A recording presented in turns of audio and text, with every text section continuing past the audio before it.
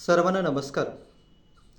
सर्व शिक्षकवृंद, पालक, विद्यार्थी, बंधू आणि भगिनी, आपल्या सर्वांचं मी डॉक्टर प्रल्हाद सखाराम खुणे, वरिष्ठ अधिव्याख्याता, जिल्हा शिक्षण व प्रशिक्षण संस्था परभणी, आपले हार्दिक सहर्ष स्वागत करतो आहोत. जिल्हा शिक्षण व प्रशिक्षण संस्था परभणी व जिल्हा शिक्षण विभाग, जिल्हा परिषद परभणी यांच्या संयुक्त विद्यमाने यावर्षी आम्ही गेल्याही वर्षी आणि याही वर्षी परभणी जिल्ह्यातील विद्यार्थ्यांसाठी लर्निंग होम पॅकेज उपक्रमाचं आयोजन आणि अंमलबजावणी या उन्हाळी सुट्टीमध्ये करत आहोत. या शैक्षणिक वर्षाचा जो काही शेवट, सर्व मुलांच्या परीक्षा पूर्ण होत आहेत आणि उन्हाळी सुट्टीमध्ये 1 मेपासून सर्व विद्यार्थ्यांना उन्हाळी सुट्टी लागणार आहे आणि जवळपास 1 ते 1.5 महिना मुलं ही सुट्टीवर असणार आहेत आणि या सुट्टीच्या कालावधीमध्ये सुद्धा मुलांचं शिक्षण सुरू ठेवणं हे आवश्यक आहे.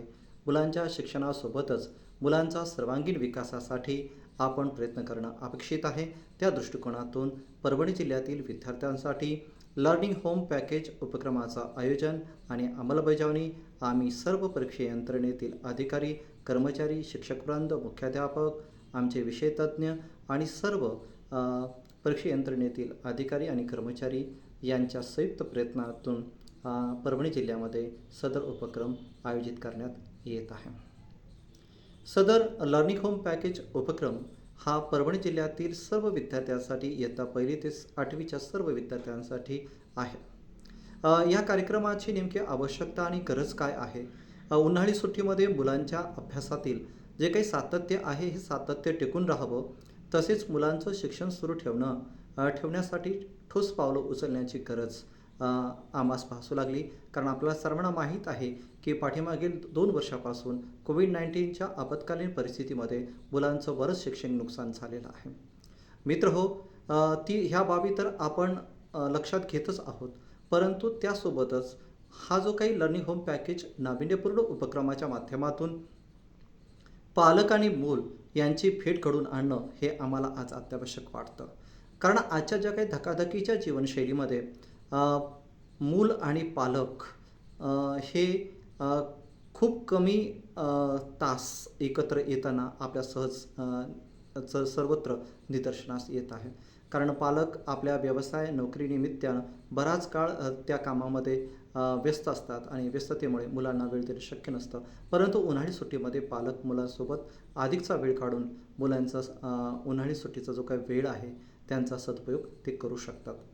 म्हणजे पालक आणि मूल यांची भेट घडवून आणणं हा आमचा प्रथम उद्देश आहे. उन्हाळी सुट्टीचा सदुपयोग करणे, शाळा आणि विद्यार्थ्यांच्या विकासामध्ये पालकांचा सक्रिय सहभाग वाढवणे, शिक्षकांचा कामाचा ताण कमी करणे, शिक्षक, पालक आणि मूल या सर्वांच्या सहकार्याने विद्यार्थ्यांचा सर्वांगीण विकास साध्य करणे, अशा बहुउद्देशाने मुलांना गुणवत्तापूर्ण शिक्षण सुरू ठेवणं आम्हाला अत्यावश्यक वाटतं आणि हे करण्यासाठी आम्ही सर्व परीक्षा यंत्रणेतील अधिकारी आणि शिक्षकवृंद पालकांच्या मदतीने हा उपक्रम आम्ही या उन्हाळी सुट्टीमध्ये राबवत आहोत. या उपक्रमाचं वेगळंपण म्हणजे आता उन्हाळी सुट्टीमध्ये मुलं ही आपल्या कुटुंबासोबत असणार आहेत आणि अशा वेळेस त्यांचे पालक हे त्यांच्यासोबत असणार आहेत. त्यामुळं मुलांचं शिक्षण सुरू ठेवण्यासाठी पालकांचा आपण सक्रिय सहभाग घेऊन मुलांचं शिक्षण सुरू ठेवणं आपल्याला सहज शक्य आहे आणि मला असं वाटतं आपल्या मुलांसाठी आपण अधिकचा वेळ नक्की काढू शकतो. मग हा जो काही उपक्रम आहे, हा उपयुक्त उपक्रम लर्निंग होम पॅकेज हा जो काही उपक्रम आहे तर तो विद्यार्थी, पालक, शासन या तिघांनाही उपयुक्त आहे आणि त्याचे अनेक असे फायदेही आपल्याला असल्याचे जाणवतात. मग हा लर्निंग होम पॅकेज जो काही उपक्रम आहे, या उपक्रमाचा उद्देश नेमके काय आहेत तर पालकांच्या सहकार्याने मुलांचं शिक्षण सुरू ठेवणे, विद्यार्थ्यांच्या विकासामध्ये पालकांचा सक्रिय सहभाग वाढविणे, त्याचबरोबर दीर्घ सुट्टीमध्ये विद्यार्थ्यांना शिकण्याची संधी उपलब्ध करून देणे, असे विविध उद्देश आपल्यासमोर असल्याचे दिसून येतं.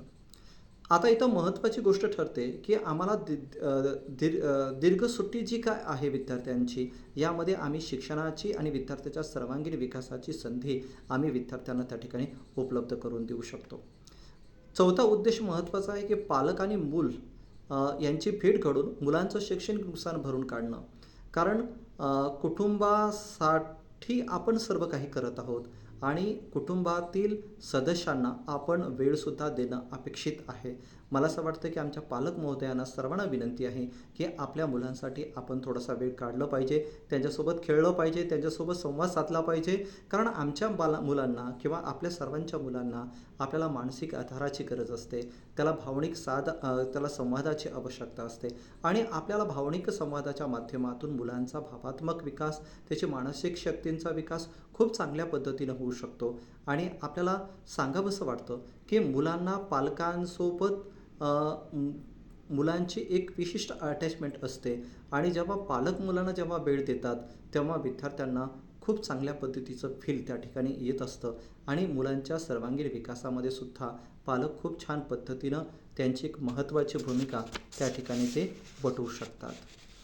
आणि आपल्या सर्वांना इथं एक महत्त्वाची गोष्ट ठरते, की पालक आणि मूल, मला असं वाटतं आजच्या व्यस्त जीवनशैलीमध्ये ह्या दोघांनाही एकत्र आणणं कुठंतरी गरजेचं वाटत आहे आणि त्याची गरजसुद्धा जाणवत आहे, असं मला या ठिकाणी आवर्जून नमूद करावं असं वाटतं. शेवटचा जो महत्त्वाचा उद्देश आहे, की शिक्षकांचा कामाचा ताण कमी करणं. आमच्या सर्व शिक्षक बंधू आणि भगिनींना आपल्याला माहीत आहे, की सकाळपासून जे काही संध्याकाळपर्यंत त्यांना विविध प्रकारचं त्यांच्याकडे बरेच अशी कामं आहेत आणि अशा वेळेस पालकांच्या जर आपण सक्रिय आमच्या जिल्हा परिषदच्या शाळेच्या माध्यमातून किंवा शासकीय शाळेमध्ये शिक्षकांना खूप व्यस्त जीवनशैलीमुळे, विद्यार्थी संख्येमुळे प्रत्येक विद्यार्थ्याकडे लक्ष देण्याचा आपण प्रयत्न करत आहोत. परंतु मुलांना अधिक गरज असते. मग अशा वेळेस पालक त्या ठिकाणी आपल्या मुलांसाठी थोडंसं जर कारण साक्षर पालक असतील किंवा शिकलेली पालक असतील, तर ती आपल्या मुलांना थोडासा वेळ काढून जर त्यांना समृद्ध होण्यासाठी, त्यांना अधिक सक्षम होण्यासाठी, त्यांच्या विविध प्रकारच्या ज्या काही संकल्पना असतात, तर त्या समृद्ध होण्यासाठी जर पालकांनी मदत केली, तर आमच्या सर्व शिक्षकांची अध्ययन आणि अध्यापनाची म्हणजे विद्यार्थी आणि शिक्षक या दोघांमध्ये जी चाललेली अध्ययन आणि अध्यापनाची जी काही प्रक्रिया आहे, ही प्रक्रिया सहज, सोपी आणि आनंददायी होण्यासाठी आपल्याला त्या ठिकाणी नक्कीच मदत होऊ शकते. हा लर्निंग होम पॅकेज याचं स्वरूप आपल्याला जाणून घेत असताना इथं महत्त्वाची गोष्ट ठरते, की हा उपक्रमाअंतर्गत भाषा, गणित, त्यानंतर इतर जे काही सर्व विषय आहेत, विज्ञान आहे, भूगोल आहे, इतिहास आहे, सामाजिक शास्त्र आहे, परिसर, म्हणजे ही जे काही सर्व विषय आहेत, यामधील मूलभूत म्हणजे ज्या उदाहरणार्थ भाषेविषयीच्या काही नमुना दाखल कृती आपण देतो आहे, गणिताच्या नमुना दाखल अशा कृती देतो आहे. परंतु आपणही पालक या नात्याने आपल्या कृती, आपल्याला हव्याशा वाटणाऱ्या किंवा आपल्याला गरज वाटणाऱ्या कृतींचा यामध्ये ॲड करण्याचं आपण स्वातंत्र्य आपणास पूर्णतः देत आहोत. फक्त नमुना दाखल आपण कृती यामध्ये देत आहोत. बाकीच्या कृती आपण मनानं त्याच्यामध्ये ॲड करू शकता किंवा अभ्यास करूनही त्यामध्ये ॲड करू शकता.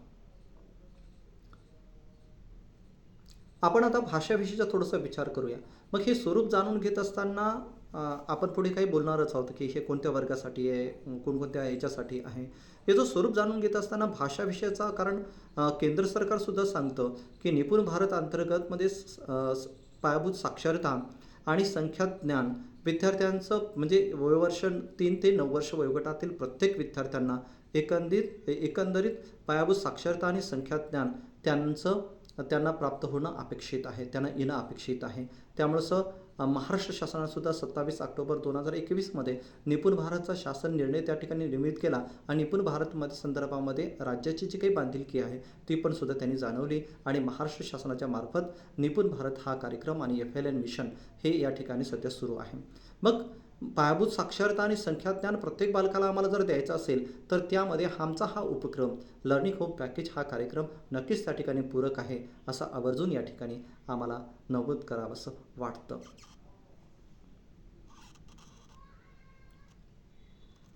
भाषेविषयीच्या अंतर्गतमध्ये पहिली आपण कृती पाहूया. कोणतंही एक चित्र दाखवू शकतात. उदाहरणार्थ हे जे काही कृती आहेत, तर ते साक्षर पालक तर चांगल्या पद्धतीनं करू शकतील, परंतु आमचे जे काही पालक साक्षर नाही आहेत तर त्यांना थोडंसं नाराज व्हायची काही गरज नाही आहे. ते सुद्धा हा व्हिडिओ ऐकूनसुद्धा त्यांच्या मुलांना किंवा त्यांच्याकडे भाऊ आहे, ताई आहे किंवा आणखी कोणी जे साक्षर जे आजूबाजूचे ताई असतील, काकू असेल, नानी असेल, काका असेल, काकी असेल, आपल्या घरातील जे काही सदस्य आहेत तर त्यांची मदत घेऊनसुद्धा आपल्या मुलांकडून ते त्यांचा अभ्यास करून घेऊ शकतात. मुलांकडून त्या कृती एक छान पद्धतीनं हसत खेळत या ठिकाणी करणं आपल्याला अपेक्षित आहे. उदाहरण भाषेविषयीचा जेव्हा आपण विचार करतो आहोत तर कोणते, आता उदाहरणार्थ पहिली कृती पाहूया.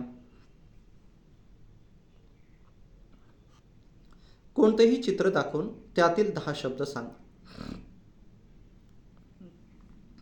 आता ही पालक थोडंसं जर आपण कोणतेही चित्र दाखवून त्यातील 10 शब्द सांग.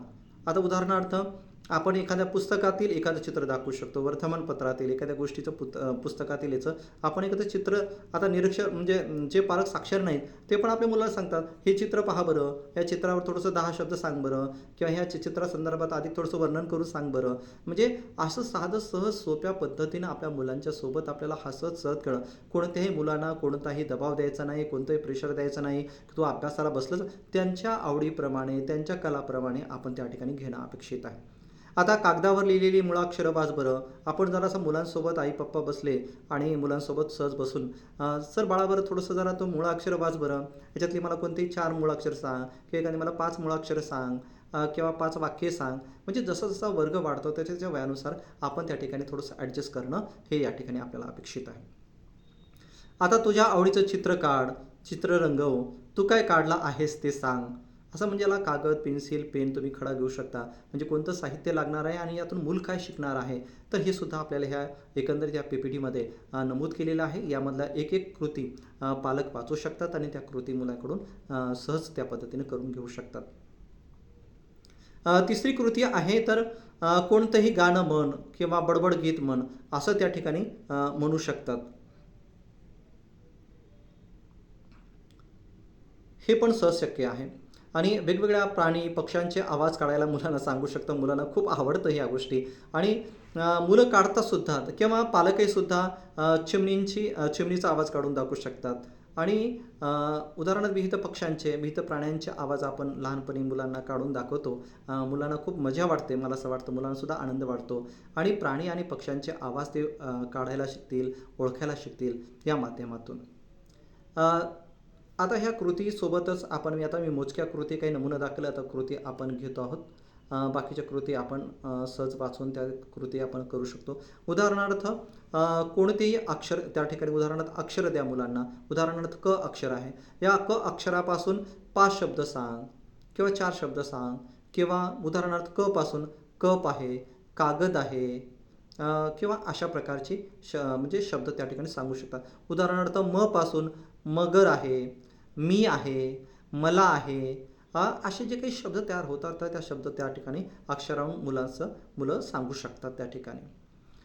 त्यानंतर तुमच्या घरात कोणकोणते कोण कोण राहत आहे, मग त्यांच्या संदर्भात विचारू शकता. त्यांची आता जर उदाहरणार्थ पूर्व प्राथमिक स्तरावरचा मुलगा असेल तर त्याला, लहान मुलगा असेल 3 वर्षाचा, 4 वर्षाचा, आपल्या घरात कोण कोण आहे, त्यांची नावं सांग बरं, काका, काकी, नानी.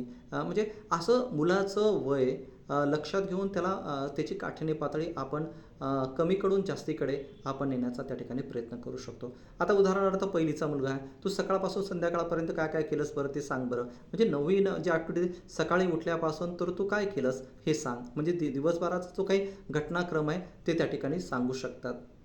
आता दुसरी गोष्ट आहे की अशा विविध गोष्टी, आता छोट्या डब्यामध्ये तांदूळ, डाळ, शेंगदाणे यासारखं साहित्य भरा. याचा आता कसा, म्हणजे तांदळाचा आवाज कसा येतो आहे, शेंगदाण्याचा आवाज कसा येतो आहे, साखरेचा आवाज कसा येतो आहे, डाळीचा आवाज कसा येतो आहे, हे मुलाला त्या ठिकाणी लक्षात येऊ शकतं.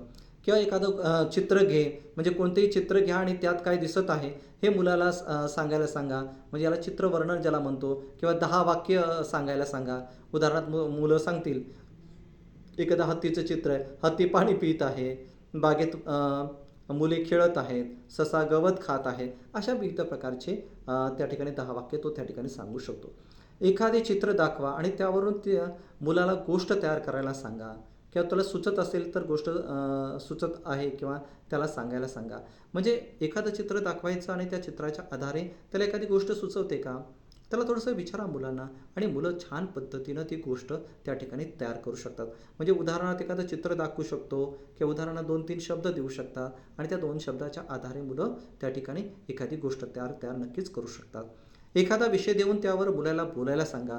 अशा विविध प्रकारचे म्हणजे मुलांची जी काही स्व अभिव्यक्ती आहे, ही स्व अभिव्यक्ती मुलांची आपण त्या ठिकाणी करून घेऊ शकतो. घरात असणाऱ्या डाळींची यादी त्याला तयार करायला सांगू शकतो किंवा वर्तमानपत्रामध्ये असणारी अक्षरं असतात किंवा ती काही वाक्य असू शकतात किंवा शब्द असेल तर त्याला गोल करायला सांगा. म्हणजे हा सुद्धा मुलांना ते नक्कीच आवडेल असं वाटतं. किंवा विविध प्रकारच्या शाब्दिक भेंड्या असतील, शाब्दिक खेळ असतील किंवा शब्द साखळीवरून शेवटच्या अक्षरावरून येणारा शब्द सांगायला सांगू शकतो आपण. बदक, कप, पुस्तक, केळ किंवा उदाहरणार्थ बदक हा शब्द आला तर ह्या बदक जसं उदाहरणार्थ शब्द साखळीमध्ये बदकापासून दुसरा एखादा शब्द म्हणजे ब पासून सुरू होणारे शब्द किंवा क पासून सुरू होणारे शब्द असं पण विद्यार्थ्याला आपण म्हणजे या ठिकाणी आपल्या सर्व पालक महोदयांना विनंती आहे, तुम्हाला पूर्ण या ठिकाणी म्हणजे स्वातंत्र्य आहे. तुम्ही याच्यामध्ये विविध कृतींची तुम्ही ॲड करू शकता. एखादी कृती तुम्हाला घ्यावीशी वाटली तर ती बाजूला ठेवू शकता आणि आपल्या मनाने सुद्धा कृती त्याच्यामध्ये ॲड करू शकता. उदाहरणार्थ 5 भाज्यांची नावं सांगा, फळांची नावं सांगा, त्यांचे रंग सांगा, त्यांची प्राण्यांची नावं सांगा. अशा विविध पद्धतीचं आपण त्या ठिकाणी मुलाकडून कृती त्या ठिकाणी नक्कीच करू शकतो. घरामध्ये आपल्या मुलं असतील तर मुलांना कधी प्रश्न विचारायला सुचवा. मुलाला सांगा की तू 5 प्रश्न विचार, तू 3 प्रश्न विचार, तू 2 प्रश्न विचार आणि त्या प्रश्नांचे उत्तरांच्या संदर्भामध्ये पालकांनी उत्तरं द्यावायची आहेत किंवा काही म्हणजे मुलांसोबत त्या ठिकाणी संवाद होणं त्या ठिकाणी महत्त्वाचं आहे. आता उदाहरणार्थ 26ची कृती की मुलाला आपल्या गावाचं वर्णन करायला सांगा. बघा आणि त्याच्या शब्दामध्ये. म्हणजे अभिव्यक्ती मुलांची वही पेन घेऊन तो लिखित अभिव्यक्ती करू शकेल किंवा ते तो बोलूनच त्याची अभिव्यक्ती प्रामुख्यानं त्या ठिकाणी करू शकतो. अशा विविध कृती तुम्ही जर पाहिल्या असतील खूप साध्या, सरळ, सोप्या, मग मुलाला त्याच्या आईचे, बापाचे, आजीचे वर्णन करायला त्या ठिकाणी सांगू शकता.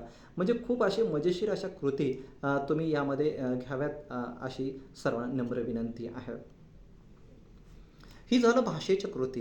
हे आपण फक्त नमुना दाखल दिलेत, यामध्ये आपण सर्व नाही तो ॲड करणं आपल्याला अपेक्षित आहे. आता दुसरा विषय महत्त्वाचा या ठिकाणी गणित विषयाअंतर्गत 39 कृती तुम्हाला दिलेल्या आहेत. कारण सर्व तुम्हाला अगोदरच सांगितलं की विविध विषय आहेत, त्या फक्त प्रातिनिधिक स्वरूपामध्ये मी काही विषयाचा सांगतो आहे. बाकीचे विषय तुम्ही त्याच्यामध्ये सहज ॲड त्या ठिकाणी करू शकता. आता उदाहरणार्थ आपण गणिताचा जेव्हा आपण विचार करतो आहोत, भाषा आणि गणित हे महत्त्वाचं जसं निपुण भारत अंतर्गत पायाभूत साक्षरता आणि संख्याज्ञान हे आम्हाला विकसित करणं आम्हाला सध्याचं 2026-27 पर्यंत प्रत्येक बालकामध्ये वयवर्ष 3 ते 9 वर्ष वयोगटातील प्रत्येक बालकाला पायाभूत साक्षरता आणि संख्याज्ञान हे प्राप्त होणं अपेक्षित आहे. या दृष्टिकोनातून या भाषा आणि गणितावर जास्त भर दिल्याचा या ठिकाणी आवर्जून नमूद करावं असं वाटतं. आता उदाहरणार्थ गणितामध्ये कृती कोणत्या आहेत? आता उदाहरणार्थ आपण घरामध्ये गप्पा मारत बसलो आहोत, मग घरातील गोल आकाराच्या वस्तूंची नावं सांग किंवा घरातील त्रिकोणी आकारांच्या वस्तूंची नावं सांग किंवा घरातील चौकोनी आकारांच्या वस्तूंची नावं सांग किंवा एखाद्या वस्तूंचं नाव सांगणं आणि ती मुलाला ती शोधायला लावणं, त्याच्यामध्ये कुतूहल जागृत करणं, अशा विविध कृती आपण यामध्ये करू शकतो. आता उदाहरणार्थ 1 ते 9 पैकी कोणतेही अंक फरशीवर काढायला सांगू शकतो आणि त्यावर आपल्या मुलाला बिया ठेवायला सांगतो. उदाहरणार्थ 1 ते 9 अंक त्यालाच काढायला लावा आणि त्याला उदाहरणार्थ 5 अक्षरावर किंवा 5 अंकावर त्या ठिकाणी बी ठेवायला सांगा किंवा एखादी वाटी ठेवायला सांगा, एखादा खडू ठेवायला सांगा, जे काही तुम्हाला एखादा खडा ठेवायला सांगा. म्हणजे अशा पद्धतीचे तुम्ही घेऊ त्या ठिकाणी सहज कृती त्या ठिकाणी घेऊ शकतो. किंवा 1 ते 9 या संख्यापैकी कोणत्याही संख्या सांगायला सांगा, तेवढ्या वस्तू त्या ठिकाणी त्याला सांगा. 5 आहेत तर मला 5 फुलं आणून द्या, 5 वाट्या आणून दाखव, 5 खडे मला दाखव दे. म्हणजे घरातच सहज उपलब्ध असणाऱ्या वस्तू त्याला मोजायला आपण त्या ठिकाणी सांगू शकतो. उदाहरणार्थ लहान ताट आहे, मोठं ताट आहे, लहान वाटी आहे, मोठी वाटी आहेत. म्हणजे याच्यामध्ये लहान मोठी जी काही संकल्पना आहे त्यामध्ये ती सहज आपण विद्यार्थ्यामध्ये ती विकसित करू शकतो. म्हणजे या ठिकाणी कृती तुम्हाला दिलेली आहे तर कोणती कृती आहे, त्याला लागणारं साहित्य काय आणि त्यातून आपल्याला नेमकं काय आपण शिकणार आहोत हे सुद्धा यामध्ये नमूद केलेलं आहे. उदाहरणार्थ सूचनांचा खेळ आपण देऊ शकतो. बरं कसं द्यायचं की मुलाला काही आपण सूचना सांगायच्या आणि त्याप्रमाणे मुलाला कृती करायला सांगायची. उदाहरणार्थ कपाटाच्या मागे झाडू ठेव, तुझी जे काही पुस्तकं आहे, दप्तर आहे, त्या दप्तरातून पुस्तकं बाहेर काढ, जमिनीवर ठेव किंवा दप्तरातील वह्या आणि पुस्तके एकावर एक मांडून ठेव. असे विविध प्रकारच्या गोष्टी आपण त्या ठिकाणी करायला सांगू शकतो. किंवा घरातील बघा आता नंतरची कृती खूपच छान आहे. घरातील वेगवेगळ्या प्रकारच्या मणी असतील, फुलं असतील, थर्माकोलचे गोळे असतील, यांना रंगाप्रमाणे आपण वेगळे करायला सांगू शकतो. म्हणजे सारख्या आकाराच्या वाट्या वेगळ्या करायला सांगू शकतो. सारख्या आकाराचे दगड वेगळ्या आपण वेगळे करायला सांगू शकतो. म्हणजे वर्गीकरण संकल्पना ही त्या मुलाला त्या ठिकाणी सांगू शकतो. आता पुढची जी काही कृती आहे, विविध आकार द्या. जसं चौकोन आहे, त्रिकोण आहे, किंवा आयत आहे, चौकोन आहे. म्हणजे हे जे काही आकार आहेत, तर हे आकार ची आकृती तुम्ही काढून देऊ शकता आणि त्या मुलाला ते सांगायला त्या ठिकाणी सांगू शकतो. म्हणजे ते विविध वस्तूंचे आकार मुलं आकृतिबंध मुलांना त्या ठिकाणी सहज लक्षात येऊ शकतो. 1 ते 30 यापैकी कोणताही अंक मुलाला सांगा आणि त्यावर वहीमध्ये पाटीवर लिहून दाखवायला सांगा. हे पण तुम्ही सहज पद्धतीनं करू शकतो. मला असं वाटतं की ह्या अशा छोट्या-छोट्याशा ज्या काही कृती आहेत, मुलाला कोणतंही आवडीचं एखादं चित्र काढायला सांगा आणि त्यात कोणते आकार आहेत ते सांगायला सांगा. म्हणजे आकाराची ओळखसुद्धा त्या ठिकाणी होऊ शकते. त्यानंतर पुस्तकातील पाढ्यांच्या रकान्यामधील 1 ते 50 पैकी तुम्ही एका अंकावर बोट ठेवा आणि तो अंक मुलाला तो त्या ठिकाणी ओळखायला सांगा. अशा छोट्या-छोट्या कृती मुलाकडून तुम्ही करून घेऊ शकता. आता इथं बघा 19वी कृती काय म्हणते, तर कोणत्याही 2 म्हणजे वस्तू संख्येत द्या आणि त्याची बेरीज करायला सांगा. उदाहरणार्थ 4 वाट्या आणि 2 चमचे किती बरं? 2 गोट्या आणि 10 मणी किती? 5 फुलं आणि 8 चमचे यांची बेरीज कर. म्हणजे त्याला मुलाला बेरीज करण्यापेक्षा म्हणजे 5 फुलं आणि 8 चमचे मिळून किती होतात सांग. म्हणजे आपल्याला या ठिकाणीचा उद्देश आहे, तर तो मुलांना संख्याज्ञान त्याचं किंवा संख्येवरील क्रिया करण्यासाठी आपल्याला मुलाला प्रवृत्त करणं. ह्याच कृती याच्यासारख्या आनंद अशा कृती आहेत. उदाहरणार्थ एखाद्या मुलाला 10 रुपयाची नोट द्या आणि दुकानावर घेऊन जा आणि दुकानात सांगा पार्लेचा 5 रुपयाचा बिस्किटचा पुडा घ्या आणि पार्लेचा 5 रुपयाचा बिस्किटचा पुडा दिल्यानंतर दुकानदाराने तुम्हाला दिल्यानंतर तुम्ही 10 रुपयाची नोट दिली, 5 रुपये त्या बिस्किटचे पुडे घेतले, तर दुकानदार किती परत देणार? त्या मुलाला सांगायला सांगा. आणि त्याने ते दुकानदाराने 5 रुपये परत दिली, तर ते तुम्हाला मुलाला सांगा की हे बरोबर आहे का? तर त्या आपण किती रुपये दिली? 10 रुपये दिली आणि 5 रुपयाचा बिस्किटचा पुडा दिला. आपल्याला त्याने किती पैसे परत देणं अपेक्षित आहे? म्हणजे मुलाला वजाबाकी ही संकल्पना आहे, तर तिथे सहज तिथं क्लिअर होताना आपल्याला लक्षात येते आहे. म्हणजे एकीकडे त्याला वजाबाकी असं म्हणण्याची गरज नाही आहे, परंतु त्या माध्यमातून कृतीच्या माध्यमातून वजाबाकी ही जी काही संकल्पना आहे ती मुलांना सहज त्याच्यामध्ये संकल्पना स्पष्ट व्हावी, ह्या त्या पाठीमागचा महत्त्वाचा उद्देश असल्याचं आपल्याला त्या ठिकाणी नमूद करावंसं वाटतं. आता मुलाला एखादा अंक द्या. उदाहरणार्थ तुम्ही 9 अंक दिलाय, 5 अंक दिलाय आणि 3 अंक दिले. हे 3 अंक त्या मुलाला दिलेत, तर ह्या अंकापासून अधिकाधिक म्हणजे जास्तीत जास्त किती संख्या तयार होऊ शकतात बघ सांग. जसं उदाहरणार्थ 9, 5, 3 पासून 359 होते, 353 होते, 935 होते, 539 अशा विविध संख्या त्या ठिकाणी तयार होताना आपल्या अशा लक्षात येऊ शकतात. आता उदाहरणार्थ इथं 27 क्रमांकाची बघा या ठिकाणी आहे कृती आहे. मुलाला कॅलेंडरवरची आजची तारीख आणि वार दाखवायला सांगा. बघा म्हणजे या ठिकाणी मुलाला कॅलेंडर सांगू शकते. या आठवड्यामध्ये महिना कोणता चालू आहे, त्या महिन्यामध्ये किती आठवडे आहेत, कोणत्या आठवड्यामध्ये कोणत्या सुट्ट्या आहेत, किती सुट्ट्या आलेल्या आहेत एका महिन्यामध्ये, दिनदर्शिकाचे सुद्धा तुम्ही त्या ठिकाणी देऊ शकता. उदाहरणार्थ नंतरची कृती आपण शिकवू शकतो. एखादी फुलपट्टी मुलाला स्केल द्या आणि त्या स्केलच्या माध्यमातून आपली खिडकीचं मोजमाप करायला सांगा किंवा आपला छोटासा टेबल असतो किंवा एखादी परात असते, तर त्या परातीचं सुद्धा मोजमाप आपण मुलांकडून त्या ठिकाणी करून घेऊ शकतो. किंवा आता बघा 30 नंबरची कृती किती छान आहे. मुलाला आईसोबत किराणा मालाची यादी तयार करायला सांगा. प्रत्येक वस्तूच्या पुढे अंदाजे किंमत लिहायला सांगा. म्हणजे मुलाला सहज हसत खेळत बसून सुद्धा तुम्ही मुलांच्या गणिती कृती म्हणजे क्रिया च्या संदर्भामध्ये सहज तुम्ही त्या ठिकाणी हे करू शकता. उदाहरणार्थ आपण भाकरी आहे, तर भाकरी किंवा चपाती आहे, तर अर्धी चपाती, पाव, पावन, अर्धा भाग किंवा पूर्ण भाग, गोल म्हणजे हे आपण त्याला सहज म्हणजे व्यावहारिक ज्ञानाच्या माध्यमातून मुलाला त्या ठिकाणी संख्या ज्ञानाकडे, संख्येवरील क्रियाकडे आपण त्याला समजून देण्यासाठी प्रयत्न करू शकतो. आता बघा इथं महत्त्वाचे की 100च्या असतील, 200च्या नोटा असतील, ह्या सुट्ट्या करायला सांगू शकता. म्हणजे बघा सहज हसत खेळत सहज उपलब्ध होणाऱ्या गोष्टींच्या माध्यमातून मुलांचं शिक्षण आपल्याला सुरू ठेवायचं आहे.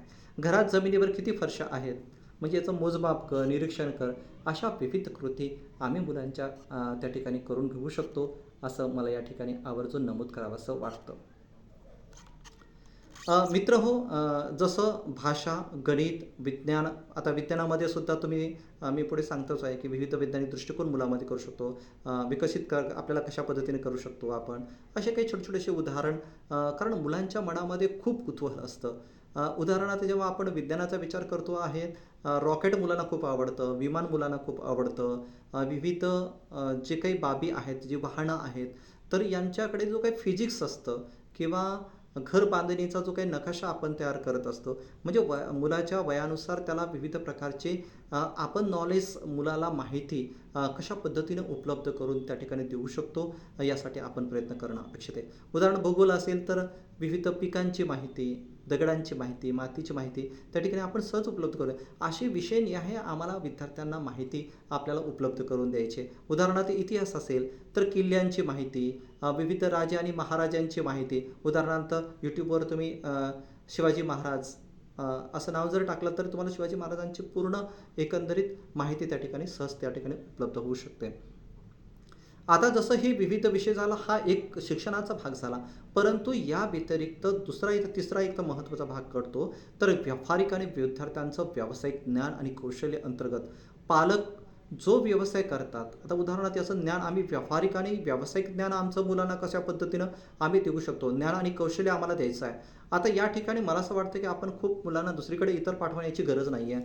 तर पालक जो काही व्यवसाय करतात, उदाहरणार्थ आम्हाला व्यावसायिक ज्ञान मुलांना द्यायचं आहे, तर मुलं लहान आहेत, आम्ही इतर ठिकाणी पाठवण्याची आम्ही रिस्क नाही घेऊ शकत. अशा वेळेस पालक, उदाहरणार्थ एखाद्या पालकाचा एखादे पालक आहेत की त्यांचा व्यवसाय हा किराणा दुकान असेल, तर ते पालक आपल्या मुलाला त्याच्या वेळेनुसार, म्हणजे मुलाच्या वेळेनुसार म्हणतोय, मुलाला तर प्लीज स्वातंत्र्य द्या, त्याची आवड असेल, त्याची इच्छा असेल तरच त्याला मुलाला आपल्या दुकानात घेऊन जा आणि त्याला विचारा की बाळा तू माझ्यासोबत दुकानात येणार आहे का. मग ते मुलगा सांगेल पप्पा मी उद्या सकाळी तुमच्यासोबत येणार आहे. तर मुलाची जेव्हा आवड असेल, तेव्हा वेळ असेल, त्याला पाहावंसं वाटत असेल, तेव्हा ते सोबत त्या ठिकाणी तुम्हाला वेळ देईल आणि तुमच्यासोबत येईल नक्कीच. तुम्हाला वेळ आवर्जून काढा मुलांसाठी. म्हणजे उदाहरणार्थ तुमच्याकडे दुकान आहे तर मुलाला आपल्या त्याच्या इच्छेनुसार, वेळेनुसार त्याला तुमच्या दुकानात घेऊन जा. मग दुकानात गेल्यानंतर तो काय पाहिल, दुकानामध्ये कोणकोणत्या वस्तू आहेत, म्हणजे तांदूळ आहे, गहू आहे, ज्वारी आहे, साखर आहे, विविध वस्तू कशा पद्धतीने मांडून ठेवलेल्या असतात, त्याची रचना कशा पद्धतीने केलेली असते. आता उदाहरणार्थ मुलांना तेल आहे तर तेल कसं मापायचं, त्याची मापे वेगळी, तेलाची मापं मोजण्याची वेगळी, साखरेचं माप त्या पद्धतीने वेगळं असणार आहे त्या ठिकाणी. म्हणजे बघा प्रत्येकाची, जसं तेल हे पावशेरमध्ये पण पहिल्यांदा होतं, पण आता किलोमध्ये तेल त्या ठिकाणी दिलं जाते. परंतु त्या तेल ठेवण्यासाठी डब्बा लागतो आणि साखर ठेवण्यासाठी पोतं लागतं. म्हणजे बघा याच्यामधला तो ठेवण्याच्या ज्या पद्धतीमधला जो काही फरक आहे तो मुलाला समजणं महत्त्वाचं आहे. उदाहरणार्थ मूल वजन आणि मापे त्या ठिकाणी शिकणार आहे, म्हणजे एक प्रकारे ते मुलं गणितच शिकणार आहात. म्हणजे शाळेमध्ये जाऊन आपण आकड्यांची जी काही रेलचेल करत आहोत, तर ती प्रात्यक्षिक रूपानं आपण वजन मापे, आपण हिशोब करतो आहोत, मुलं हिशोब त्या ठिकाणी शिकणार आहेत. ह्या सर्व गोष्टी मुलं त्या ठिकाणी शिकण्याचा प्रयत्न त्या ठिकाणी करणार आहेत. पैशाचा व्यवहार, आता मुलं या ठिकाणी बसणार आहेत, ग्राहकासोबत पालक जे काही व्यवहार करतायत तर ते मुलं करणार आहेत. एखाद्या वेळेस सहज तुम्हाला 2-4 दिवस झाल्यानंतर मुलाला सांगा, चल तू दे बरं थोडंसं मोजून. तू जर एखादा थोडंसं ना, तू आता जसं मी ग्राहकासोबत बोलत आहे तर तू तसं बोल ग्राहकासोबत. मग ते ग्राहकाला तुम्हाला कोणत्या वस्तू पाहिजेत, सर मला 2 किलो साखर पाहिजे, तर मग तो उदाहरणार्थ ते ग्राहक सांगू शकतात की मला 1 किलो साखर पाहिजे आहे, अर्धा किलो मला तांदूळ पाहिजे आहेत किंवा अर्धा किलो मला गूळ पाहिजे. म्हणजे हा जो काही संवाद आहे, या संवादाच्या माध्यमातून मुलांचा आमचा आत्मविश्वास खूप चांगल्या पद्धतीने वाढेल आणि मुलांचं संवाद कौशल्यसुद्धा त्याच्यामध्ये त्या ठिकाणी वाढू शकेल. मुलांना धीट होण्याचं एक संधी त्या ठिकाणी मिळू शकेल. आणि बघा यासोबतच उदाहरणार्थ साखर जेव्हा तो मोजून त्या ठिकाणी तर देणार आहे, गणित तर शिकतोयच आहे, परंतु एक साखरेचा जो काही पुडा आहे तर ते बांधण्याचं जे काही कौशल्य आहे तर ते कौशल्यसुद्धा तो शिकत आहे. म्हणजे पुडा बांधण्याचं कौशल्यसुद्धा मुलाला या माध्यमातून शिकता येणार आहे. म्हणजे हे झालं एक उदाहरण आपण सांगतोय. जर एखाद्या मुलाचे वडील जर शिक्षक असतील तर शिक्षकाने आपल्या मुलाला शाळेत घेऊन जावं. जर एखाद्या मुलाचे वडील जर सुतारकाम करत असेल तर त्यांनी सुतारकाम, पण आपल्या पालकांच्या निरीक्षणाखाली सुतारातल्या त्या काही धारदार वस्तू मुलाला द्यायच्या नाही आहेत. किंवा विणकाम करणारे एखादे पालक असतील, विणकाम करावं. एखादे पालक डॉक्टर असतील तर त्याने आपल्या दवाखान्यामध्ये मुलाला घेऊन जावं. आणि डॉक्टरचे आणि पालकांचा नेमका व्यवसाय कोणता आहे, ते कशा पद्धतीने काम करतायत, त्यांच्याकडे कोणकोणती स्किल लागणार आहेत, त्यांना कोणत्या कोणत्या इन्स्ट्रुमेंट्स त्यांच्याकडे लागणार आहेत, त्यांच्याकडे काही टूल्स लागणार आहेत का. कारण बघा, कोणताही व्यवसाय म्हटल्यानंतर त्याला काही टूल्स हे आवश्यक. उदाहरणार्थ डॉक्टरची टूल्स कोणती. बघा, लहान मुलांना खूप आकर्षण असतं. म्हणजे इंजेक्शन असतं, मेडिकल बॉक्स असतो किंवा औषधाचे मेडिसिनचा बॉक्स असतो. बघा म्हणजे स्टेथोस्कोप असतो. म्हणजे बघा, वेगवेगळ्या पद्धतीचे वेगवेगळे जसं आपण प्रोफेशन बदलतो तर त्या पद्धतीने टूल्ससुद्धा त्या ठिकाणी बदलतात. म्हणजे उदाहरणार्थ एखाद्या मुलाचे जर क्लर्क, उदाहरणार्थ एखादे क्लर्क हे कलेक्टर ऑफिसमध्ये असतील. बघा, मुलांनी कधी कलेक्टर ऑफिस पाहिलेलं नसतं, पण कलेक्टर ऑफिसमध्ये गेल्यानंतर कलेक्टर कोणत्या ठिकाणी बसतात आणि मुलांचे एकंदरीत प्रशासकीय व्यवस्था कशी असते आणि एकंदरीत ऑफिसेस कसे असतात किंवा कार्यालय कसे असतात, ही मुलामध्ये जी काही संकल्पना असेल तर ही संकल्पना एखाद्या ठिकाणी मुलांची त्या ठिकाणी होऊ शकतात. आणि याच्यामुळे नेमकं काय होईल की आपले पालक कोणता व्यवसाय करतात, कशा परिस्थितीमध्ये आपल्यासाठी काम करतात, याची सुद्धा मुलांना एक मला वाटतं जाणीव होईल. आणि त्यांचं जे काही भावनिक नातं आहे, मूल आणि पालक यांचं नातं, मला असं वाटतं नक्कीच घट्ट होण्यासाठी हा उपक्रम म्हणजे आमचा या ठिकाणी खूप प्रामाणिक हेतू आहे की तुमच्या मुलाचा सर्वांगीण विकासासाठी आम्ही त्या ठिकाणी काहीतरी खारीचा वाटा उचलतो शकतो. म्हणजे उचलण्यासाठी यांचा हा छोटासा प्रामाणिक प्रयत्न आहे, असं मला या ठिकाणी नमूद करावंसं वाटतं. आता हे झालं, म्हणजे हे 3 नंबरचा मुद्दा महत्त्वाचा. मग आता ह्या सर्व गोष्टी आपण करत असताना म्हणजे आता यामध्ये आपल्याला मदत कोण करणार आहे? तर आम्हाला या उपक्रमाचं राबवण्यासाठी आम्हाला कुटुंबातील सर्व सदस्य आम्हाला आपल्या मुलांना शिकण्यासाठी मदत करणार आहेत.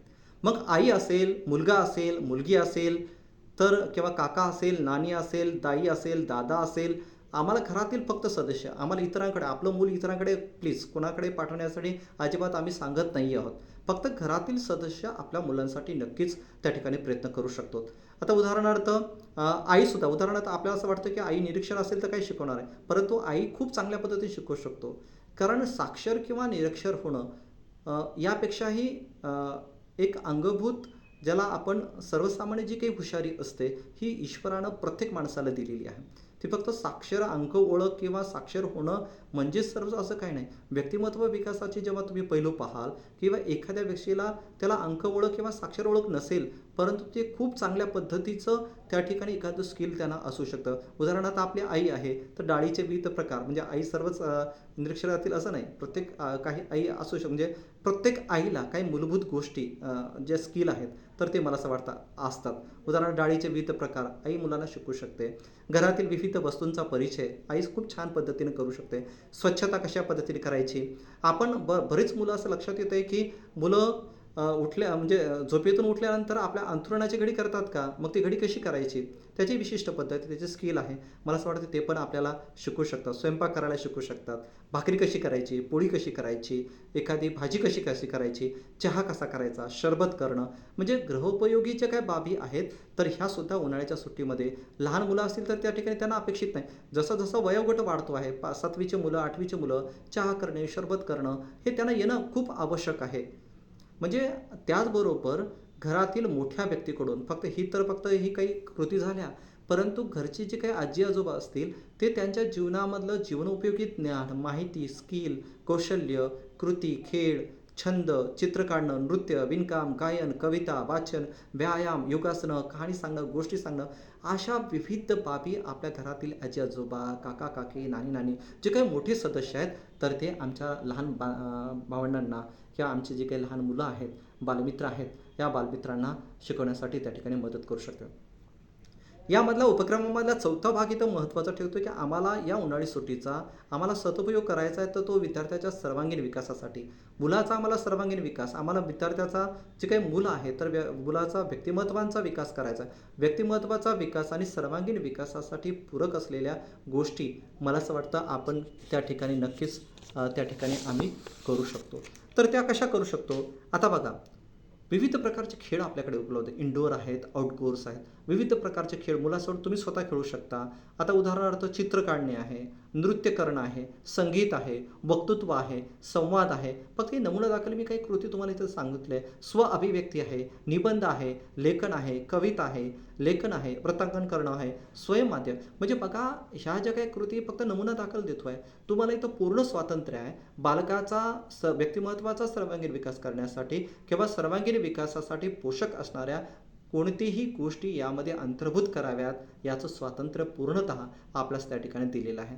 याच्यामध्ये विद्यार्थ्याला काही बाबतीमध्ये स्वयं अध्ययन त्या ठिकाणी करायला लावा, स्वयं शिक्षणाला त्या ठिकाणी प्रोत्साहन द्या. काही वेळेस एखादं पुस्तक वाचायला त्याला म्हणजे स्वयं शिक्षणाला म्हणजे त्या स्वयं अध्ययनाला मदत करायला सांगा. किंवा तुम्ही एखाद्या ठिकाणी एखाद्या मोबाईलचं इन्स्ट्रुमेंट कसं आहे तर ते वापरायला तुम्ही सुयोग्य पद्धतीने सांगू शकता किंवा सह-अध्ययन करू शकता. सहकार्यात्मक अध्ययन त्या ठिकाणी व्हावं. विषय मित्रसुद्धा त्या ठिकाणी मदत करू शकतात किंवा काही अभ्यास गटसुद्धा तयार तुम्ही करू शकता. किंवा काही याची पालक आणि मुलांची काही टीमसुद्धा तयार करू शकता किंवा जर घरामध्ये जर जास्त भावंडं असतील तर त्यांचा गट तयार करू शकता. छोट्या छोट्या गटाच्या माध्यमातून मुलांचं शिक्षण व्हावं या पाठीमागचा याच्यामधला उद्देश आहे. आणि मोठ्याकडून लहानाने शिकावं हा या ठिकाणी हा बेस या उपक्रमामध्ये सहज असल्याचं आपल्या लक्षात येतं. म्हणजे प्रस्तुत उपक्रमामध्ये इथं वर्गाचं कोणतेही बंधन ठेवण्यात आलेलं नाही. वर्गविरहित ज्ञानाला महत्त्व देणारी शिक्षण पद्धतीचा यामध्ये अवलंब करण्यात आला आहे. मुलांच्या सर्वांगीण विकासात आईवडिलांची भूमिका ही सर्वोच्च असते ह्या तत्वावर हा उपक्रम आधारलेला आहे. सदर उपक्रमामध्ये इयत्ता 1ली ते 8वीच्या सर्व विद्यार्थ्यांचा समावेश करण्यात आला आहे. मुलांच्या आवडीनुसार, गरजेनुसार, वेळेनुसार शिक्षण घेण्याच्या पद्धतीमध्ये लवचिकता ठेवण्यात आली आहे. मुलांना समजेल अशा कोणत्याही पद्धतीचा स्वीकार केला आहे. विशिष्ट पद्धतीचा आणि साधनाचा ठास यामध्ये मात्र नाही. म्हणजे कोणत्याही पद्धतीचा वापर करावा यामध्ये अपेक्षित आहे. हा उपक्रम राबवण्यासाठी आमची सर्व शिक्षण विभागाची टीम आपणास त्या ठिकाणी मदत करणार आहे. आम्ही जिल्हा स्तरावरची उद्बोधन कार्यशाळा 6 एप्रिल रोजी आम्ही घेण्यात आली आहे आणि तालुक्यातील प्रातिनिधिक स्वरूपामध्ये 3-3 सदस्यांना तज्ज्ञ जे काही सुलभक आहेत तर त्यांना शिक्षक वृंद यांना आम्ही या ठिकाणी जिल्हा स्तरावर बोलवतो. या उपक्रमाची नेमकी कशी मांडणी आहे, नेमकं कशा पद्धतीने कृती घ्यायच्या आम्ही हे त्या ठिकाणी सांगितलं आहे. आणि या ठिकाणी आमचे तालुका स्तरावर याची एक कार्यशाळा होईल. म्हणजे शिक्षण परिषदेच्या TOT जे आम्ही जे शिक्षण परिषद प्रत्येक महिन्याला घेतो त्यामध्ये आम्ही हा विषय ठेवलेला आहे. तालुकास्तरीय TOT झाल्यानंतर एकंदरीत जी काही केंद्र स्तरावर शिक्षण परिषद आहे तर त्या शिक्षण परिषदेमध्ये हा विषय तालुकास्तरीय जी काही टीम आहे तर त्यांना केंद्रस्तरीय टीमला त्या ठिकाणी मार्गदर्शन करणार आहे आणि मार्गदर्शन केल्यानंतर त्यांनी केंद्रस्तरीय शिक्षण परिषदेमध्ये सर्व शिक्षकांना सदर ही जी काही PPT आहे या माध्यमातून आमचे जे काही सुलभक आहेत तर ते सुलभक या विषयाचं माहिती त्या ठिकाणी त्यांना सांगणार आहेत. म्हणजे एकंदरीत परभणी जिल्ह्यातील इयत्ता 1ली ते 8वीला शिकवणारे जे काही सर्व शिक्षक आहेत त्यापर्यंत सदर उपक्रम याचं जे काही प्रशिक्षण आहे तर ते केंद्रस्तरीय शिक्षण परिषदेच्या माध्यमातून आम्ही त्या ठिकाणी पोहोचवणार आहोत. म्हणजे सर्व शिक्षकापर्यंत हा विषय तिकडे जाणार आहे. ही झाली आमच्या परीक्षा यंत्रणेत म्हणजे शिक्षकांची आम्ही प्रशिक्षण या माध्यमातून किंवा उपक्रमाची माहिती किंवा स्किल आम्ही त्या ठिकाणी त्यांना देणार आहोत. परंतु आता शिक्षकांनी नेमकं काय करणं आपल्याला अभिप्रेत आहे. तर आमचे जे काही शिक्षक आहेत तर ते 2 ते 3 वर्गातील कारण एकापेक्षा अधिक वर्गांना ते शिकवत असतात तर त्या 2 ते 3 वर्गातील पालकांना एकत्र त्या ठिकाणी पालक सभेमध्ये बोलू शकतात. आता उदाहरण आमचा या महिन्यामध्ये शाळापूर्व तयारी मेळावासुद्धा आहे. त्यानिमित्ताने सर्व पालक पहिलीचे पालक तर त्या ठिकाणी येणार आहेत पण इतरही पालक जे काही अवेलेबल आहे एका कुटुंबामध्ये एक जरी सदस्य तुमच्या पालक सभेला आला तर त्या माध्यमातून पालक सभेमध्ये ही पालक सभा एप्रिलमध्ये आयोजित करून जे काही नमुना दाखल ज्या कृती आहेत काही कृती मराठी असतील, गणित असतील, व्यावहारिक असतील, व्यावसायिक ज्ञान आणि कौशल्य कृती माहिती पालकांना त्या पालक सभेमध्ये देणार आहोत. ही या ठिकाणी महत्त्वाची बाब. वर्गाचं कोणतंही बंधन या ठिकाणी नाही आहे. विद्यार्थ्याच्या सर्वांगीण विकासास पोषक कृती उन्हाळी सुट्टीमध्ये घ्याव्यात. उदाहरणार्थ छंद, कला, क्रीडा, संगीत, नृत्य, संगणक, साहित्य, वाचन, लेखन, वक्तृत्व, व्यायाम, योगासनं इत्यादी. पालकांनी स्वइच्छेने आपल्या मुलांसाठी वेळ काढून हसत खेळत मुलांच्या सर्वांगीण विकासास त्या ठिकाणी मदत करावी ही या ठिकाणी विनंती. पालकांनी स्वइच्छेने कोणावर हा कार्यक्रम पूर्ण म्हणजे अनिवार्य कोणाला असे आपण म्हणजे केलेला नाही. पालकांनी स्वेच्छेने आपल्या मुलांसाठी वेळ काढून हसत खेळत मुलांच्या सर्वांगीण विकासासाठी त्या ठिकाणी मदत करावी ही विनंती. 5. पालकांनी उपक्रम राबवणे अनिवार्य किंवा सक्तीचं नाही आहे फक्त आपल्या मुलांच्या सर्वांगीण विकासासाठी मदत करण्याचा हा प्रामाणिक हेतू आहे.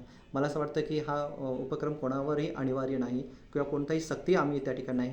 पालकांनी स्वेच्छेने हा उपक्रम मुलांसाठी राबवावा अशी विनंती आणि आव्हान या माध्यमातून आम्ही करत आहोत.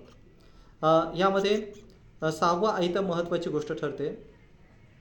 पालकांनी अध्ययन अध्यापन प्रक्रिया सहज हसत खेळत आनंददायी पद्धतीने राबवणे आवश्यक आहे. पालकांनी म्हणजे यामध्ये कोणताही विद्यार्थ्यांना प्रेशर देणं या ठिकाणी आम्हाला अपेक्षित नाही. पालकांनी नवे ज्ञान, कौशल्य, कृती, माहिती, अनुभव शिकून अभ्यास करून मुलांना शिकवण्याचा प्रयत्न करावा. म्हणजे या ठिकाणी पालकांना मदत करणं या ठिकाणी आवश्यक आहे. पालकांनी नवे ज्ञान जसं हे तर आपण अगोदरच सांगितलं. छंद, खेळ, व्यावहारिक ज्ञान, भाषिक आणि गणिती कृती, सर्वांगीण विकासास पूरक कृती इत्यादीमुळे मुलांना अधिक सक्षम, समृद्ध होण्यास या माध्यमातून मदत मिळणार आहे. म्हणजे विद्यार्थ्याच्या सर्वांगीण विकासासाठी ही गोष्ट आम्हाला पूरकच त्या ठिकाणी ठरणार आहे. पालक सभा आयोजित करून जी काही आम्ही पालक सभा शिक्षक महोदयांना, मुख्याध्यापकांना विनंती करतो आहे की आपण सुद्धा पालक सभा आयोजित करावी आणि पालकांना हा सदर उपक्रम त्या ठिकाणी सांगावा. म्हणजे उन्हाळीच्या सुट्टीमध्ये ते पालक आपल्या मुलांसोबत हा उपक्रम राबवू शकतील आणि त्याची लिंक आम्ही मुख्याध्यापक महोदयांना देणार आहोत. ते भरून आम्हाला देणार आहोत. माहे-जूनमध्ये पालकांना विनंती आहे की आम्ही एक लिंक पाठवणार आहोत. शिक्षक आपल्यापर्यंत आपल्या व्हॉट्सअप ग्रुपच्या माध्यमातून लिंक येतील, ती प्लीज भरावी ही विनंती. आता हा एक कार्यक्रम झाला. आता हा कार्यक्रम करत असताना पुरं काही साधन साहित्यसुद्धा तुम्हाला त्या ठिकाणी उपलब्ध त्या ठिकाणी असणं म्हणजे कंपल्सरी त्या ठिकाणी नाही आहे. परंतु जर मला असं वाटतं की प्रत्येक पालकाकडे मोबाईल्स आहे, तर या मोबाईलचा सुयोग्य वापर तुम्ही नक्कीच करू शकताय. तुम्ही पाहताय की आता मुलांना सुट्टी लागते, तर मुलं जास्त मोबाईलवर असले जाणवतात. परंतु मुलं इतर काही गोष्टी पाहण्यापेक्षा जर त्याला शैक्षणिक बाबीकडे आपल्याला वळवता आलं आणि जो काही मुलगा जो काही अर्धा तास मोबाईल पाहणार आहे, तर त्याचा सुयोग्य असा वापर आपल्याला करता येऊ शकतो का? तर केंद्र सरकारचं आणि एक दीक्षा ॲप आहे शैक्षणिक. जर पहा की विविध शैक्षणिक ॲप आहेत, तर त्या शैक्षणिक ॲपचा उदाहरणार्थ केंद्र सरकारचं दीक्षा ॲप आहे. राज्य सरकारसुद्धा याच्यामध्ये महत्त्व म्हणजे विविध शिक्षकांनी विविध प्रकारचे काही व्हिडिओज तयार केलेले आहेत. तुम्हाला यावर सर्व काही मिळेल. म्हणजे शिक्षण क्षेत्रामधले व्हिडिओज, अध्ययन-अध्यापन, प्रत्येक विषयाचा सिलॅबस वगैरे पुस्तकंसुद्धा या ठिकाणी तुम्हाला दीक्षा ॲपवर उपलब्ध राहणार आणि शासनात असल्यामुळे हे ज्याच्यावर ऑथेंटिक आहे आणि मला असं वाटतं की याचा चांगल्या पद्धतीने वापर करू शकता. यूट्यूबचा सुद्धा मला असं वाटतं की काही बाबी शिकण्यासाठी तुम्ही नक्की त्या ठिकाणी वापर करू शकता. आपल्या अँड्रॉइड मोबाईल आहे, याचा तुम्ही वापर करू शकता किंवा आपल्याकडे एखादं संगणक असेल, तर संगणक शिकण्यासाठी त्याचा वापर करू शकता.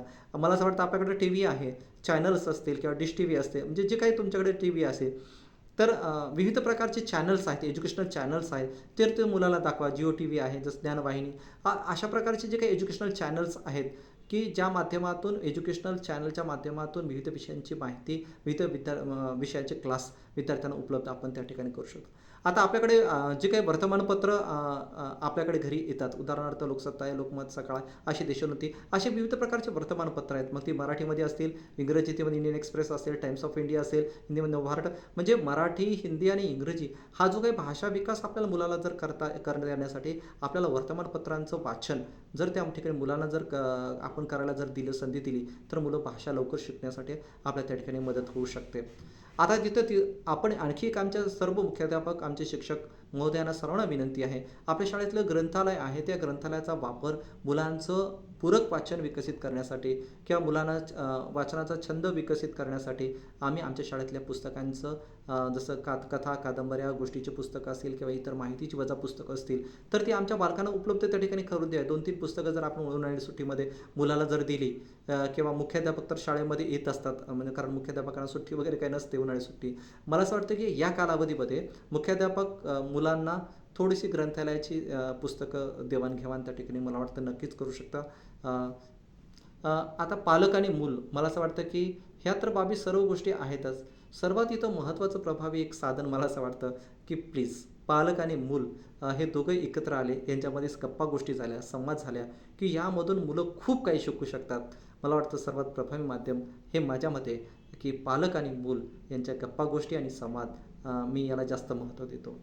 घरातील विविध परिसरातील वस्तूंचा वापर, इतर गोष्टी शिकण्यासाठी त्या ठिकाणी तुम्ही मदत करू शकता. विषयनिहाय कृतीमध्ये उदाहरणार्थ इतिहासाही किल्ल्यांची माहिती तुम्ही यूट्यूबच्या माध्यमातून मुलांना करून देऊ शकता.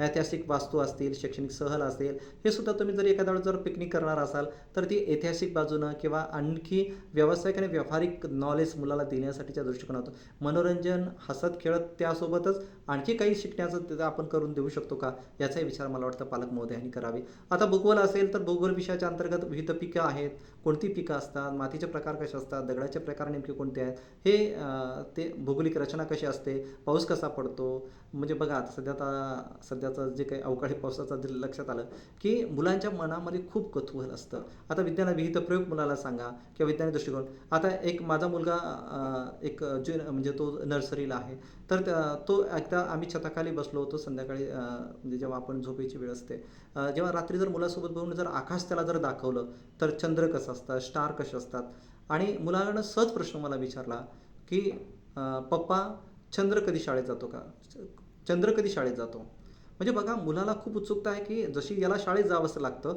तसे चंद्राला पण शाळेत जावं लागतं का, स्टार्सला पण शाळेत जावं लागतं का, ते कसे चमकतात, मग ते कधी आपल्याजवळ का येत नाहीत, ते खाली का पडत नाहीत. म्हणजे या प्रकारचे मनामध्ये मुलांच्या खूप असं कुतूहल आहे. मला असं वाटतं की हे कुतूहल आपण संवादाच्या माध्यमातून आपण मुलांना ते उपलब्ध करून देणं अपेक्षित आहे. मुलांना प्लीज संध्याकाळी थोडंसं म्हणजे छतावर नेऊन मुलांना आपल्या नियंत्रणामध्ये, म्हणजे आपल्यासोबत मुलांना आकाशाची ओळखसुद्धा आपण मुलांना त्या ठिकाणी करून देऊ शकतो. आता उदाहरणार्थ इंग्रजी विषय आहे, तर इंग्रजी विषयाची स्पीकिंग कौशल्य शिकण्यासाठी मला असं वाटतं सर्व विद्यार्थ्यांसाठी उन्हाळी सुट्टी खूप चांगला एक मार्ग आहे.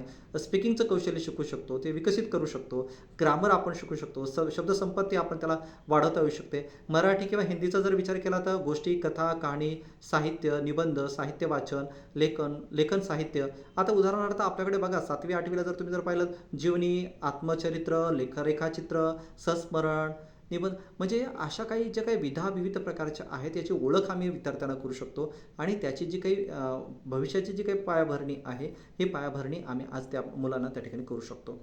आता विविध प्रकारचे खेळ आहेत. मला वाटतं हे माध्यम खूप चांगल्या पद्धतीचं आहे की खेळाच्या माध्यमातून आम्हाला मुलांचा सर्वांगीण विकासामध्ये त्याला एक चांगली संधी, आपण एक काहीतरी मुलांना एक छंद या सुट्टीमध्ये आम्ही जोपासू शकतो असं मला या ठिकाणी नमूद करावं वाटतं.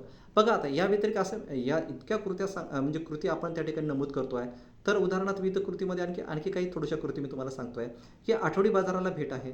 आता पालक शनिवार, जसं परभणीचा विचार केला तर शनिवार बाजार भरतो शनिवारी, मग किंवा तालुक्याच्या ठिकाणी जो काही वार असेल तर आपल्या मुलाला थोडंसं आपण बाजारात घेऊन जाऊया ना. मग तिथं भाजीसोबत कशी, म्हणजे भाजी कशी निवडायची. आता बऱ्याच ठिकाणी बघा आपण आलू, आता उदाहरण आपल्याकडे पिशवी आहे, अगोदर आलू घ्यायचे की अगोदर टमाटे घ्यायचे, हे मुलाला शिकणं महत्त्वाचं आहे. नाहीतर असं होतं की सर्व काही घेतलं, म्हणजे अगोदर आपण टमाटे घेतले आणि टमाटे सर्व आपल्या पिशवीमध्ये खाली ठेवले आणि नंतर मग सर्व जर आपण भोपळा घेतला नंतर त्याच्यावर ठेवला तर आपले टमाटे पूर्ण होऊन जातील. म्हणजे या माध्यमातून व्यावहारिक ज्ञान, म्हणजे कोणती वस्तू जड कोणती आहे आणि ती कोणती फुटू शकते, कोणती हे करू, म्हणजे याचं जे काही आम्हाला आठवडी बाजारामध्ये किंवा त्याचा व्यवहार नेमका कसा चालतो, हे आम्हाला बऱ्याच गोष्टी आम्हाला किंवा ग्राहक आणि जो काही खरीददार, जो काही विक्री करणारा व्यक्ती आहे, याच्यामध्ये जो काही संवाद आहे, याची खरेदी करण्याचं, विक्री करण्याचं जे काही कौशल्य आहे, मला असं वाटलं की आठवडी बाजाराच्या माध्यमातून खूप चांगल्या पद्धतीनं शिकता येऊ शकतं. घरातील आणि परिसरातील वस्तूंचा परिचय.